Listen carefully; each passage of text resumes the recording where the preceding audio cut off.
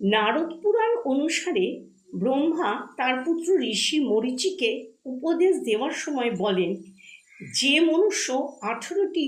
পুরাণের নাম আর সেইগুলির বিষয় সূচি পাঠ বা শ্রবণ করবে, সে সমস্ত পুরাণগুলি পাঠ বা শ্রবণ করলে যে ফল পাওয়া যায় তা পাবে। আসুন আজকে জেনে নিন এই 18টি পুরাণের নামগুলো কি কি। 1 নাম্বার ব্রহ্মপুরাণ, 2 নাম্বার পদ্ম পুরাণ, 3 নাম্বার বিষ্ণু পুরাণ, 4 নাম্বার বায়ু পুরাণ, 5 নাম্বার ভাগবত পুরাণ, 6 নাম্বার নারদ পুরাণ, 7 নাম্বার মার্কেন্ডীয় পুরাণ, 8 নাম্বার অগ্নি পুরাণ, 9 নাম্বার ভবিষ্য পুরাণ, 10 নাম্বার ব্রহ্মবৈবর্ত পুরাণ, 11 নাম্বার লিঙ্গ পুরাণ, 12 নাম্বার বরাহ পুরাণ, 13 নাম্বার স্কন্দ পুরাণ, 14 নাম্বার বামন পুরাণ, 15 নাম্বার কুর্ম পুরাণ, 16 নাম্বার মৎস্য পুরাণ, 17 নাম্বার গরুড় পুরাণ এবং 18 নাম্বার